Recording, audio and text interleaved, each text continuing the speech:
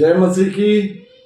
Hindi Bible study group के माध्यम से संचालित इस परिचर्या में आप सभी मसीही विश्वासी भाई बहनों का मैं स्वागत करता हूं। मैं जॉनसन पॉल जबलपुर से।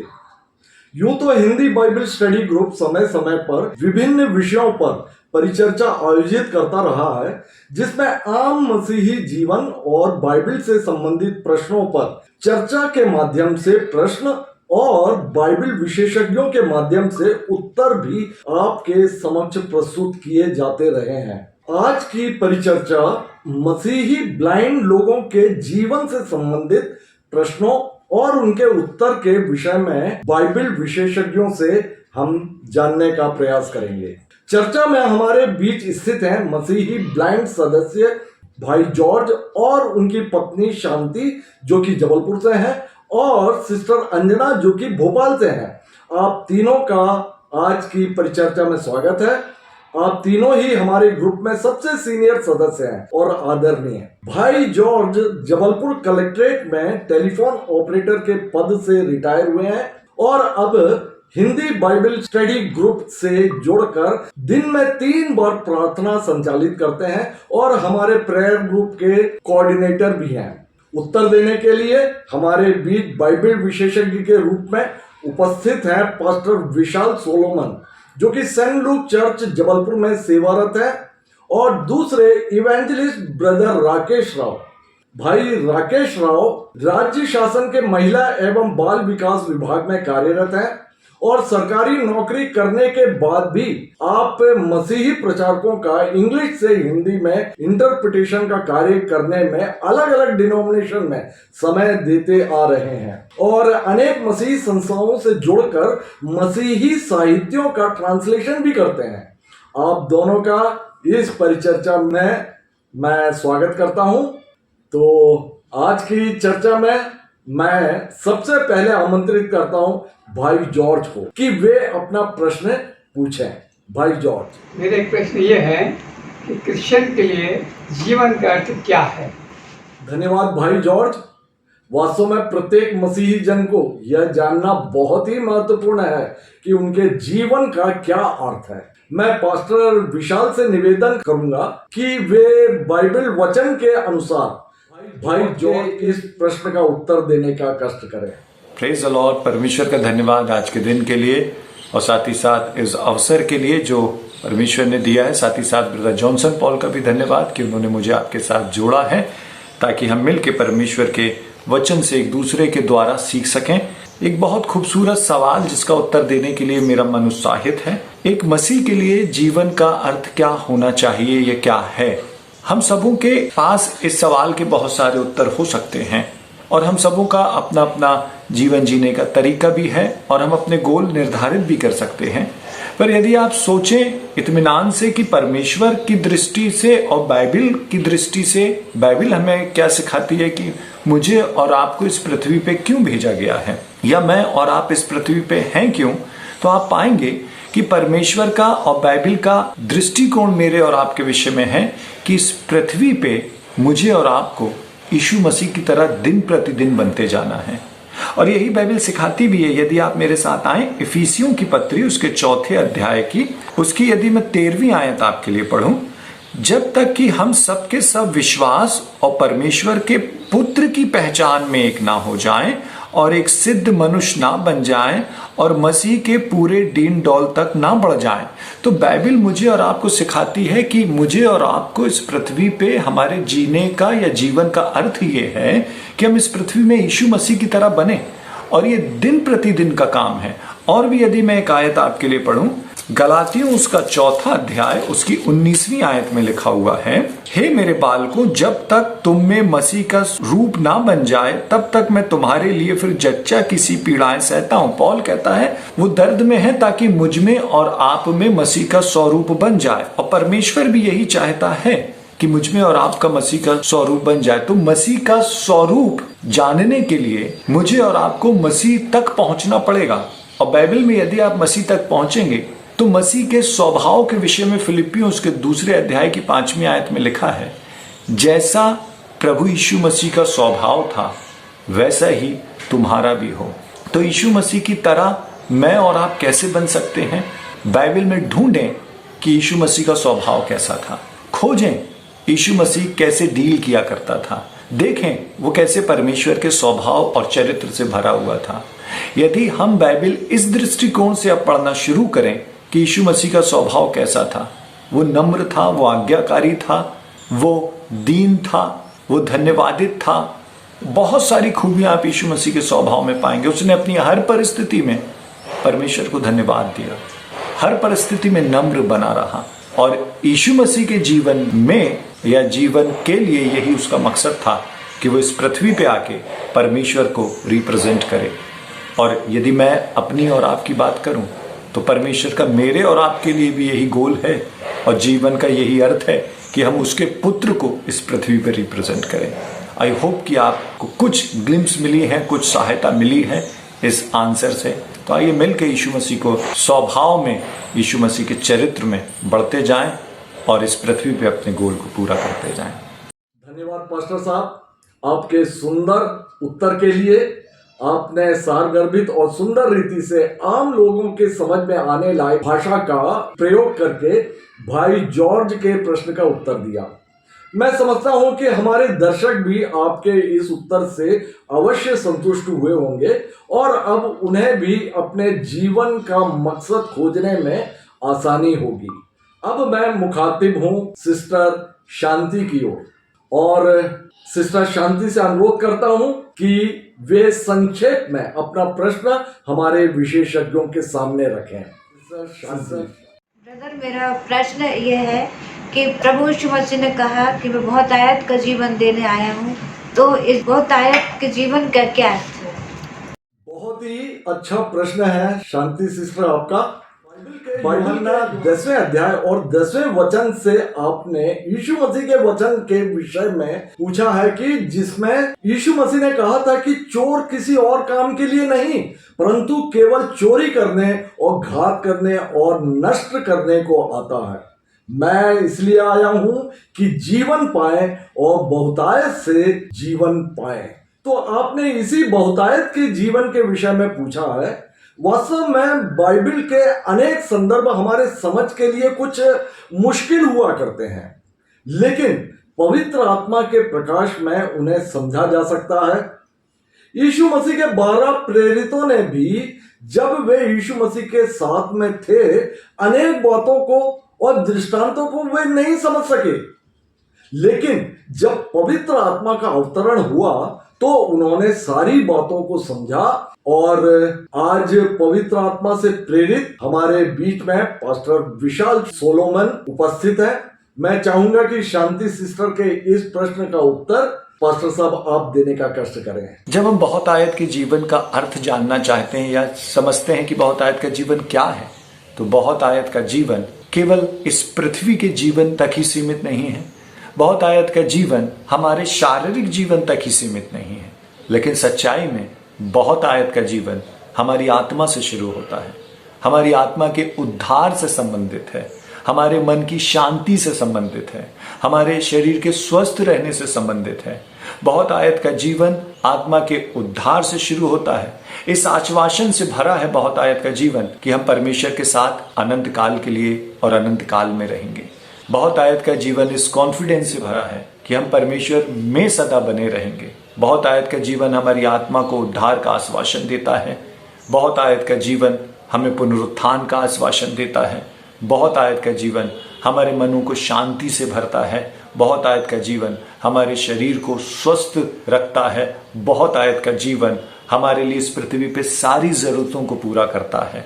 और न केवल बहुत आयत का जीवन इतना ही है, हम अपनी सीमित बुद्धि से इसको इतना ही एक्सप्लेन कर पाते हैं और इतना ही समझ पाते हैं, लेकिन सच्चाई में बहुत आयत का जीवन इससे भी बहुत बड़ा है, इससे भी बहुत गहरा है।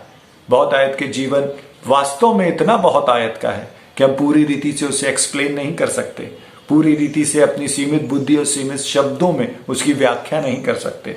बहुत आयत का जीवन परमेश्वर में है और परमेश्वर में छिपा हुआ है। जब परमेश्वर ने आदम को बनाया, परमेश्वर ने आदम को बनाने के पहले ये निर्धारित किया कि वो कहाँ रहेगा, तो परमेश्वर ने उसके रहने का स्थान बनाया। परमेश्वर ने ये निर्धारित किया कि इस पृथ्वी पे या अदन के बगीचे में जब मैं उसको रख देता हूं तब वो क्या खाएगा। तो उसकी दैनिक दिनचर्या की जरूरतों को परमेश्वर ने पूरा किया।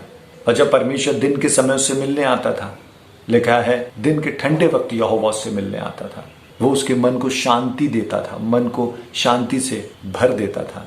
और जब परमेश्वर उससे मिलता वो उसकी आत्मा को भी पोषित कर देता। तो बहुत आयत का जीवन आत्मा, प्राण और देह तीनों को कवर करता है, तीनों तक पहुंचता है और तीनों पे दिखाई देता है। परमेश्वर आत्मा का ही उद्धार नहीं करता, परमेश्वर मन को ही शांति से नहीं भर देता, लेकिन परमेश्वर इस पृथ्वी पे रहते हुए भी उस बहुत आयत के जीवन की झलकें हमको दिखाता है, जिसमें हम आराम से रहते हैं, कंफर्टेबल रहते हैं, सुख सुविधाओं की चीजें परमेश्वर हमें देता है। लेकिन मैं फिर कहूं, यही बहुत आयत का जीवन नहीं है। बहुत आयत का जीवन का सच्चा अर्थ परमेश्वर के साथ एक आत्मा होना है, परमेश्वर के साथ एक मन होना है, परमेश्वर के लिए अपने आप को बलिदान कर देना बहुत आयत का जीवन है। जब हम इस अंडरस्टैंडिंग में जीना शुरू करते हैं और चलना शुरू करते हैं, बहुत आयत के जीवन को हम और अधिक जानते जाते हैं और प्राप्त करते जाते हैं। बहुत आयत का जीवन परमेश्वर में परिपूर्ण हो जाना है। Thank you so much. धन्यवाद पास्टर साहब, आपने बिल्कुल सरल शब्दों में और बहुत ही सरल रीति से बहुतायत के जीवन को समझाया। मैं समझता हूं कि यह उत्तर हमारे दर्शकों के लिए भी बहुत ही उपयोगी होगा। भाई जॉर्ज, अब समय होगा आपका कि आप अपने मन में चल रहे अनेक प्रश्नों में से एक प्रश्न इस परिचर्चा के मंच पर रखें, ताकि उसका उत्तर संतोषजनक रीति से दिया जा सके और आपका प्रश्न और विशेषज्ञों का उत्तर दोनों ही हमारे बहुत से मसीही भाई बहनों को लाभान्वित करे। भाई जॉर्ज। बेटा, मेरा अगला प्रश्न ये है कि मैं अपने जीवन के लिए परमेश्वर की इच्छा क्या है, मैं इसे कैसे जान सकता हूँ। धन्यवाद जॉन भाई, बहुत गहरी और बेहद व्यक्तिगत प्रश्न को आपने पूछा है। मैं समझता हूं कि इवेंजलिस्ट भाई राकेश राव इस प्रश्न का उत्तर देने में प्रसन्नता अनुभव करेंगे। तो राकेश भाई, कृपया भाई जॉर्ज को आप बाइबल संदर्भों के हवाले से संतुष्ट करने का कष्ट करें। Praise the Lord brother George. आपका जो प्रश्न है वो ये है कि मैं अपने जीवन के लिए परमेश्वर की इच्छा कैसे जान सकता हूँ। भाई, हर कोई परमेश्वर का दास और हर कोई विश्वासी की ये इच्छा होती है कि उससे परमेश्वर की इच्छा उसके जीवन के लिए प्राप्त हो, क्योंकि परमेश्वर जीवित है और परमेश्वर हमारा बात करने वाला परमेश्वर है। पुराने नियम में हम देखें, परमेश्वर जब अपनी इच्छा को बताना मांगता था, परमेश्वर जब अपनी योजना को दिखाना चाहता था, परमेश्वर अपने दासों के ऊपर प्रकट होता था, दर्शन देता था, उनसे बात करता था और अपनी इच्छा उनके द्वारा पूरी करने का प्रयास करता था परमेश्वर। क्यों? और आज के वर्तमान समय में भी परमेश्वर की योजना या परमेश्वर की इच्छा हर एक इंसान के लिए है। ब्रदर जॉर्ज, यिर्मयाह 29:11 क्या कहता है कि जो कल्पनाएं, जो योजनाएं, उसमें मैं एक शब्द और जोड़ देता हूं, जो इच्छाएं मैं तुम्हारे लिए करता हूं वो हानि की नहीं लेकिन भलाई की है, और अंत में तुम्हारी आशा मैं पूरी करूंगा। ये परमेश्वर का वचन है हर इंसान के लिए। वर्तमान नए नियम में अब हम आए, जिस युग में हम चल रहे हैं, परमेश्वर की इच्छा आपके जीवन के लिए भी है ब्रदर। परमेश्वर हमारा, जैसे मैंने बताया, जीवित है, बात करने वाला है। आज भी परमेश्वर अपने दासों के ऊपर प्रकट होते हैं। ऑडिबल वॉइस के द्वारा परमेश्वर अपने दासों से बात करते हैं। दर्शनों के द्वारा, सपनों के द्वारा परमेश्वर आज भी अपने दासों से बात कर रहे हैं। लेकिन मेरा यह प्रश्न है कि क्या हर एक को परमेश्वर का दर्शन प्राप्त होता है? क्या हर एक को परमेश्वर सपनों के द्वारा बात करता है? उत्तर है नहीं। तो फिर कैसे हम परमेश्वर की इच्छा को जान सकते हैं? जो मैं कह रहा हूं कथन बड़े ध्यान से सुनिएगा। परमेश्वर का वचन ही परमेश्वर की इच्छा है ब्रदर जॉर्ज।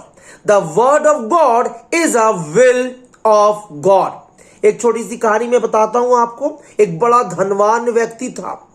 जब वो मरने पे था उसने अपने बच्चों के लिए वसीयत को छोड़ के गया। मरने के बाद जब उसके बच्चे आए, बड़ी जिज्ञासा थी कि हमारे लिए क्या है। जब उन्होंने वसीयत को खोला तब उनको समझ में आया उनके पिता की क्या इच्छा थी उन बच्चों के लिए, कि उनको क्या मिले, वो किस क्षेत्र में बढ़े। उसी प्रकार से ब्रदर जॉर्ज, परमेश्वर का वचन ही परमेश्वर की इच्छा है। जब हम परमेश्वर का वचन खोलते हैं, उसके वचन को पढ़ते हैं, उसकी योजना, उसकी इच्छा क्या है, हमें धीरे धीरे पता लगना प्रारंभ होती है। यदि परमेश्वर आपसे सीधे बात कर रहा है, बहुत अच्छी बात है, और यदि नहीं तो परमेश्वर का वचन बताता है, पहला थिस्सलुनीकियों 4:3 में क्या कहता है कि परमेश्वर की इच्छा यह है कि आप पवित्र बनो। बहुत सी इच्छा है परमेश्वर की। पहला थिस्सलुनीकियों 5:18 में कहता है कि हर बात में धन्यवाद करो, क्योंकि पिता परमेश्वर की प्रभु यीशु मसीह में तुम्हारे लिए यही इच्छा है। यूहन्ना 10:10 क्या कहता है? चोर किसी और काम के लिए नहीं आता, लेकिन चोरी करने, घात करने और नाश करने को, लेकिन मैं इसलिए आया कि आप जीवन पाओ और बहुतायत का जीवन पाओ। ये परमेश्वर की इच्छा है। और यदि हम उसकी इच्छा में जानने में आगे बढ़ना चाहते हैं, वचन बताता है रोमियो 12:2, इस संसार के सदृश ना बनो, परंतु तुम्हारी बुद्धि के नए हो जाने से तुम्हारा चाल चलन भी बदलता जाए, ताकि तुम परमेश्वर की भली, भावती और सिद्ध इच्छा अनुभव से मालूम कर सको। जब आप परमेश्वर की राहों में चलेंगे ब्रदर जॉर्ज, परमेश्वर के वचन में आगे बढ़ेंगे, परमेश्वर का पवित्र आत्मा परमेश्वर के वचन के माध्यम से अपनी इच्छा हमारे ऊपर प्रकट करना प्रारंभ कर देगा। परमेश्वर आपको बहुत आशीष दे। सुंदर उत्तर भाई राकेश। मैं समझता हूं कि आपके इस साफ गोई से बहुतायत से हमारे मसीही भाई बहन लाभान्वित होंगे। अब मैं सीनियर सदस्य सिस्टर अंजना, जो कि भोपाल से हैं, उनसे आग्रह करूंगा कि वे अपना प्रश्न हमारे विशेषज्ञों के सामने रखें। ब्रदर, मेरा प्रश्न ये है कि मैं यीशु मसीह से गहरा संबंध कैसे बना सकती हूँ? धन्यवाद सिस्टर, बहुत बहुत धन्यवाद। आपने बहुत ही महत्वपूर्ण और बेहद आवश्यक प्रश्न पूछा है, जो कि आम मसीहों के लिए आम होते हुए भी बहुत खास प्रश्न है। इनका उत्तर चर्च में नहीं बतलाया जाता। यह प्रश्न बेहद व्यक्तिगत प्रश्न है, और मैं समझता हूं कि इसका उत्तर भी बेहद व्यक्तिगत ही होगा, जिसका उत्तर पास्टर विशाल अपनी व्यक्तिगत प्रार्थना अनुभव से बतलाएंगे। पास्टर साहब, होगा कि आप सिस्टर का प्रश्न का उत्तर दें। इस पृथ्वी पे हम रहते हुए परमेश्वर के साथ अपने संबंध को कैसे गहरा, कैसे घनिष्ठ कर सकते हैं? तो यदि मैं इसका आंसर इस तरह से दूं कि आप एक व्यक्ति के साथ अपने संबंध को गहरा कैसे कर सकते हैं या मजबूत कैसे कर सकते हैं, जब तक आप किसी को जानेंगे नहीं, जब तक आप वो कैसा है, उसको क्या पसंद है, उसकी क्या नापसंदगी है, जब तक आप ये जानेंगे नहीं, उसके साथ मेरा और आपका संबंध गहरा हो नहीं पाएगा। तो किसी व्यक्ति के साथ यदि मुझे गहरा संबंध अपना बनाना है, तो मुझे उससे मिलना पड़ेगा और बार बार मिलना पड़ेगा, ताकि मैं जान सकूं उसकी पसंद और उसकी नापसंद क्या है। यदि मुझे परमेश्वर के साथ अपने संबंध को गहरा बनाना है, तो फिर मुझे परमेश्वर के साथ भी बार बार मिलना पड़ेगा, या दूसरे शब्दों में उसके साथ मुझे अधिक से अधिक समय बिताना पड़ेगा, ताकि मैं जान सकूं कि परमेश्वर कैसा है, ताकि मैं जान सकूं कि परमेश्वर को क्या बातें अच्छी लगती हैं, ताकि मैं जान सकूं कि परमेश्वर किन बातों को पसंद नहीं करता है। तभी तो मैं उसको जान पाऊंगा और तभी तो मेरा संबंध उससे गहरा हो पाएगा। बहुत सारे लोग की मुलाकात उद्धार के दिन यीशु मसीह के साथ होती है और वो वहीं तक सीमित भी रहते हैं, लेकिन यदि मुझे और आपको परमेश्वर के साथ अपने संबंध को गहरा करना है, तो मुझे और आपको उसके साथ समय बिताना पड़ेगा, और जितना अधिक मैं और आप उसके साथ समय बिताएंगे, हम उसको और ज्यादा बेहतर जानते और दिन प्रतिदिन जानते चले जाएंगे।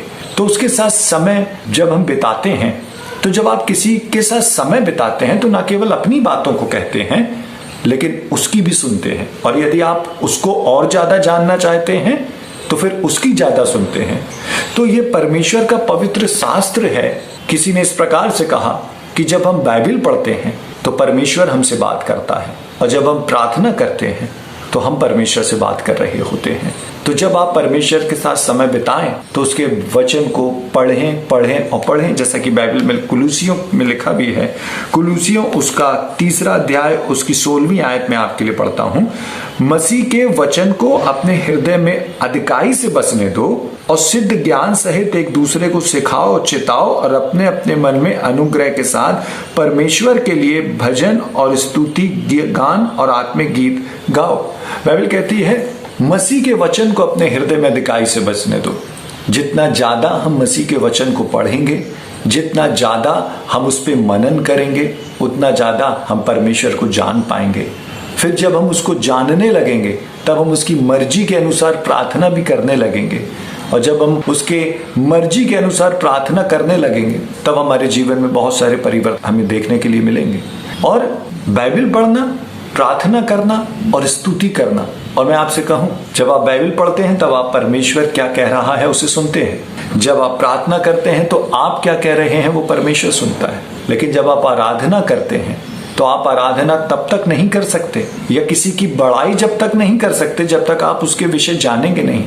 तो बाइबल पढ़ें, जिससे आपको परमेश्वर कितना भला है ये जानने का मौका मिलेगा। और जब आपको ये जान पाएंगे तब आप उसकी स्तुति भी वैसे ही कर पाएंगे।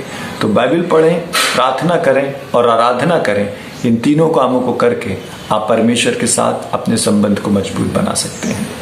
बहुत बहुत धन्यवाद पास्टर साहब। जैसा मैं आपसे उम्मीद कर रहा था कि आप अपने व्यक्तिगत प्रार्थना अनुभव से इस प्रश्न का उत्तर देंगे, आपने मुझे बिल्कुल भी निराश नहीं किया।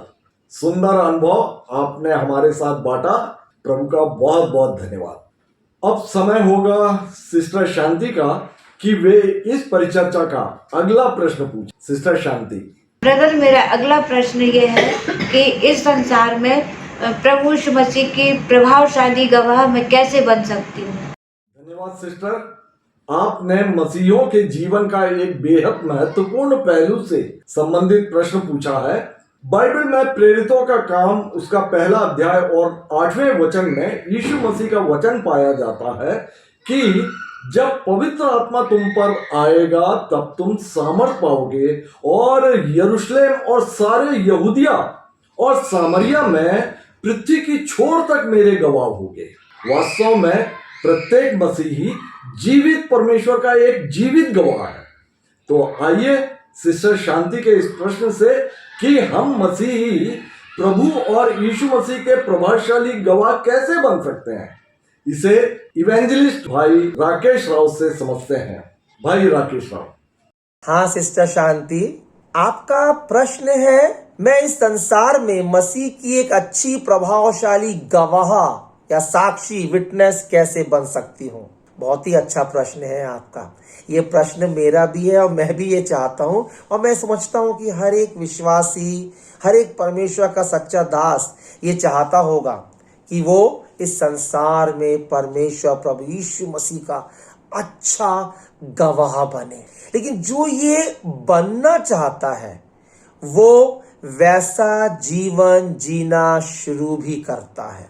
और हमारे साथ या हमारे मसीह समाज के साथ क्या दिक्कत है सिस्टर, कि जिन बातों को हमें करना चाहिए उन बातों को हम नजरअंदाज करते हैं, और जो बातें नहीं करना चाहिए वो ही हम किया करते हैं।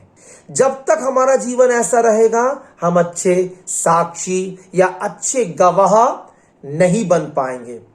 और जिन बातों को हमें नजरअंदाज करना चाहिए और जब हम वही बातें करते रहते हैं ना, तब हमारा जीवन क्या हो जाता है, पर्पसलेसनेस, डायरेक्शनलेसनेस और लैक ऑफ फुलफिलमेंट। हमारा जीवन उद्देश्यहीन हो जाता है, दिशाहीन हो जाता है और भरपूरी वाला जीवन हमारा नहीं होता। जब हम जिन बातों को नजरअंदाज करना चाहिए उन्हीं बातों को जब हम करते रहते हैं, और जिन बातों को करना चाहिए उन बातों को जब हम नहीं करते, तो कैसे फिर मेरा जीवन एक अच्छा जीवन बनेगा। बाइबल हमें बहुत सी बातों को बताती है सिस्टर कि हम कैसे एक अच्छे गवाह बन सकते हैं। बहुत से तरीके, बहुत सी बातें परमेश्वर के वचन में बताई गई हैं, लेकिन जिन बातों को मैं समझ रहा हूं वो मैं आपके सामने रखना मांग रहा हूं कि कैसे मैं अच्छा जीवन व्यतीत कर सकता हूं। सर्वप्रथम पहले मैं अंदर से साफ या भीतर से पवित्र जब मैं बन जाऊंगा, जब मैं अंतःकरण से पवित्रताई का जीवन जीऊंगा, जब मैं अंतःकरण से शुद्धता का जीवन जीऊंगा या साफ हो जाऊंगा। यदि आप चाहते हैं इनवर्ड प्यूरिटी, अंतःकरण की पवित्रता, और प्रभु यीशु मसीह ने भी इस बात के ऊपर बहुत जोर दिया है। यदि हम पढ़ना चाहें मत्ती रचित सुसमाचार उसका 23वां अध्याय उसकी 25वीं आयत से 28वीं आयत तक आप पढ़ सकते हैं, लेकिन मैं 25वीं आयत आपके सामने पढ़ूंगा। क्या कहती 25वीं आयत? हे कपटी शास्त्रियों और फरीसियों, तुम पर हाय, तुम कटोरे और थाली को ऊपर ऊपर से तो मांजते हो, परंतु वे भीतर अंधेर और असंयम से भरे हुए हैं। सिस्टर, प्रभु यीशु मसीह यहाँ पे जब कह रहे हैं तब वो बता रहे हैं कि हमको कैसे अंदर से पवित्र होना है, साफ होना है। वो व्यवस्थापकों से, फरीसियों से, सदूकियों से, जो व्यवस्था के जानकार हैं, उन लोगों से बात कर रहा है। जब प्रभु यीशु मसीह उनको कह रहा है, हे कपटियों, जो अच्छे अच्छे सुंदर सुंदर कपड़ों को पहनते थे, बाहरी रीति से अपने आप को साफ या पवित्र दिखाते थे, बहुत अच्छे से बातचीत करते थे, समाज में अच्छे स्थानों पे बैठते थे, अपने अच्छी गवाही को वो समझते थे कि मेरी अच्छी गवाही है अच्छे कपड़ों को पहनने के द्वारा से। उनको कह रहा है प्रभु यीशु मसीह। और मैं आज वर्तमान में भी विश्वासियों, परमेश्वर के दासों को ये बात जोर देके कहना चाहता हूं कि परमेश्वर का वचन कहता है कि हम अच्छे गवाह बने, और अच्छे गवाह वो बन सकते हैं जो अंदर से अपने आप को पवित्र और शुद्ध करते हैं। उनके लिए प्रभु यीशु मसीह क्या कह रहा है? हिपोक्रिट, पाखंडी कह रहा है। आज हमारे समाज में हिप्रोक्रेसी और शो ऑफ बहुत रीति से आ चुका है, और इन लोगों के लिए प्रभु यीशु ने इस वृत्तांत को कह रहा है। जब 23वें अध्याय को आप पढ़ें तो प्रभु यीशु मसीह ने ऐसे लोगों को, ऐसे जीवन जीने वालों को बार बार हाय बोला है, हाय तुम पर, हाय तुम पर। 13वीं आयत में, 14वीं आयत में, 15वीं आयत में, 23वीं आयत, 25वीं आयत, 27वीं आयत और 29वीं आयत में प्रभु यीशु मसीह बार बार जोर देके बोल रहा है, हाय तुम पर, हाय तुम पर, जो ऊपरी दिखावा करते हो, पाखंडपना करते हो, शो ऑफ करते हो। ऐसे लोग जो अपनी गवाही को अच्छा बनाना मांग रहे थे, अच्छे कपड़ों को पहन के, अच्छा बोल के, अच्छे ज्ञान को हासिल करके, अच्छी योग्यताओं को बता के, अच्छी भाषाओं को सीख के, हम परमेश्वर के अच्छे साक्षी नहीं बन सकते। आपको याद होगा कि कैसे परमेश्वर ने शमूएल को जब भेजा इजराइल के राजा का चुनाव करने के लिए। शमूएल गया यिशै के पास, यिशै के पुत्रों को जब देखा जो अच्छे डील डॉल में बड़े हुए थे, सुंदर थे, शमूएल सोचने लगा कि ये इजराइल का राजा होगा। लेकिन परमेश्वर ने शमूएल को बोला कि मैं मनु का जांचने वाला परमेश्वर हूं। उत्पत्ति उसके 16वें अध्याय की 13वीं आयत में परमेश्वर का एक नया प्रकाशन हमको प्राप्त हुआ प्रियो। वो प्रकाशन क्या है? यहोवा अता एल रोई, अर्थात परमेश्वर जो हमको निहारता है, परमेश्वर जो हमको देखता रहता है, परमेश्वर जो जिसकी दृष्टि हम पे लगी रहती है। बड़ी बड़ी मीटिंगों में आपने ये स्लोगनों को देखा होगा, Jesus saves, Jesus loves, Jesus redeems. लेकिन कभी आपने ये स्लोगनों को नहीं देखा, जीसस सीज, जीसस वॉचेस अस। ये स्लोगन हमारे कलीसियाओं में होना चाहिए कि परमेश्वर हमको निहारता रहता है, देखता रहता है। जब ये एहसास हमको होगा, हम सही चाल चलना प्रारंभ करेंगे। दाऊद अपने भजन में कहता है कि मैं कहां जाऊं, मैं तुझे छोड़ के कहां जाऊं, मैं कहां तुझसे छुपूं। हर जगह तो आप ही आप मौजूद हो पिता परमेश्वर। अधोलोक में जाऊं, समुद्र की गर्त में जाऊं, पहाड़ों के ऊपर चढ़ जाऊं, हर जगह आप मुझे निहारते रहते हैं। प्रियो, जब ये एहसास आ जाएगा सिस्टर हमको कि परमेश्वर मुझे देखता रहता है, मुझे अंदर से साफ होना है, अंदर से पवित्र होना है, हम परमेश्वर के वचन में चलेंगे और उसका वचन और उसका पवित्र आत्मा हमको परमेश्वर के लिए अच्छा गवाह बनाएगा। परमेश्वर आपको आशीष दे। धन्यवाद भाई राकेश। मैं विश्वास करता हूं कि सिस्टर शांति और हमारे दर्शक निश्चित ही आपके उत्तर से संतुष्ट हुए होंगे। भाई जॉर्ज, अब समय होगा आपका कि आप प्रश्न इस परिचर्चा के मंच पर रखें ताकि उसका उत्तर संतोषजनक रीति से दिया जा सके। भाई जॉर्ज। मेरा अगला प्रश्न ये है कि मैंने उद्धार पा लिया है, इसके लिए मैं कैसे जान सकता हूँ? धन्यवाद जॉर्ज भाई। मैं समझता हूं कि इवेंजलिस्ट भाई राकेश राव इस प्रश्न का उत्तर देने में प्रसन्नता अनुभव करेंगे। तो राकेश भाई, कृपया भाई जॉर्ज को आप बाइबल संदर्भों के हवाले से संतुष्ट करने का कष्ट करें। हाँ ब्रदर जॉर्ज, आपका दूसरा प्रश्न है उद्धार पाने को मैं कैसे महसूस कर सकता हूँ। मैं आपसे कहना चाहता हूँ, उद्धार को महसूस नहीं किया जा सकता। एहसास या भावना के द्वारा उद्धार को आप महसूस नहीं कर सकते।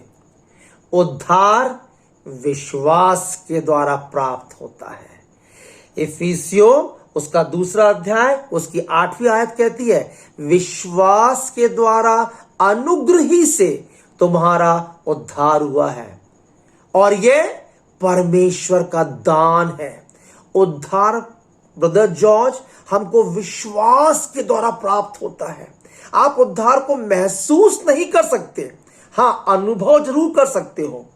किसी व्यक्ति के जीवन में उद्धार का काम हुआ है या नहीं, या आपके जीवन में उद्धार का काम हुआ है या नहीं, आप अनुभव कर सकते हो, आप जांच सकते हो। कैसे? जब आप किसी व्यक्ति के जीवन को देखते हैं, उद्धार व्यक्तियों के जीवन को बदल देता है। उद्धार आप पवित्रता को पवित्रता में बदल देता है। उद्धार एक व्यक्ति के चाल चलन को बदल देता है। उद्धार बोलने के व्यवहार को बदल देता है। उद्धार हमारे गंतव्य को, हमारी डेस्टिनी को बदल देता है। उद्धार हमारी संगति को, हमारे देखने को, हमारे व्यवहार को बदल देता है। यह है उद्धार जो विश्वास से प्राप्त किया जा सकता है। विश्वास है क्या?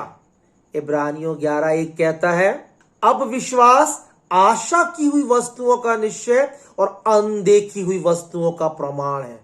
जैसे ब्रदर जॉर्ज, हमने परमेश्वर को नहीं देखा लेकिन हम विश्वास करते हैं कि परमेश्वर है, अनदेखी हुई वस्तुओं का निश्चय है, उसी प्रकार से उद्धार है।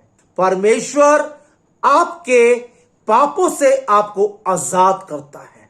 कैसा? उसकी 11वें अध्याय की 6वीं आयत क्या कहती है कि विश्वास बिना उसे प्रसन्न करना अनहोना है। परमेश्वर के पास आने वाले को विश्वास करना चाहिए कि वो है और अपने खोजने वालों को प्रतिफल देता है।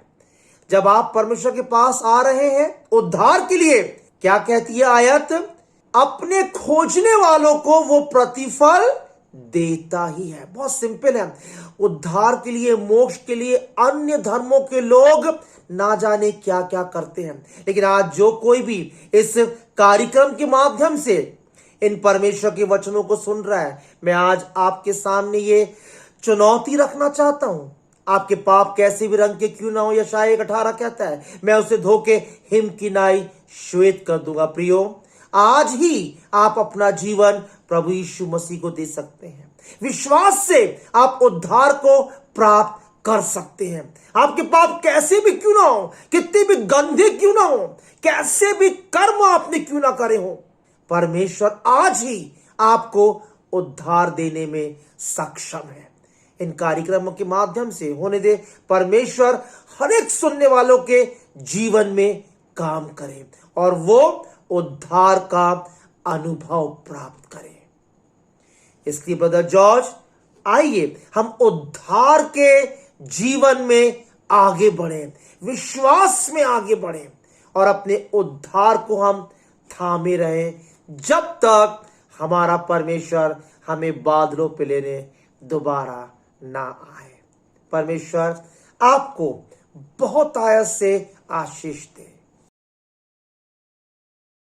सुंदर उत्तर भाई राकेश। मैं समझता हूं कि आपके इस साफ गोई से बहुतायत से हमारे मसीह भाई बहन लाभान्वित होंगे। अब समय हो गया है। मैं समझता हूं कि आज के इस परिचर्चा में किए गए प्रश्न और उनके उत्तर से आप सभी मसीही विश्वासी अवश्य ही लाभान्वित हुए होंगे। इसी प्रकार हमारे विषयवार संदेशों के 202 वीडियो YouTube में देखने के लिए आप YouTube में टाइप कर सकते हैं हिंदी बाइबल स्टडी ग्रुप। इस प्रकार मैं आज की परिचर्चा समाप्त करता हूं। मैं सभी पार्टिसिपेंट्स का, भाई जॉर्ज, सिस्टर अंजना और सिस्टर शांति का धन्यवाद करता हूं कि आप इस मंच पर आए और आपने महत्वपूर्ण प्रश्नों से हमें रूबरू कराया। साथ ही बेहद आभारी हूं हमारे विशेषज्ञ पास्टर विशाल सोलोमन और इवेंजलिस्ट ब्रदर राकेश राव का, जिन्होंने मसीहत में पूछे जाने वाले प्रश्नों का संतोषजनक उत्तर देते हुए अपनी उपस्थिति से इस कार्यक्रम को सफल बनाया। बहुत बहुत धन्यवाद। अगले वीडियो में एक नए विषय के साथ फिर हिंदी बाइबल स्टडी ग्रुप आपके समक्ष उपस्थित होगा। तब तक के लिए प्रभु यीशु मसीह की शांति और सुरक्षा आप सबों के मध्य सदा बनी रहे। जय मसीह की।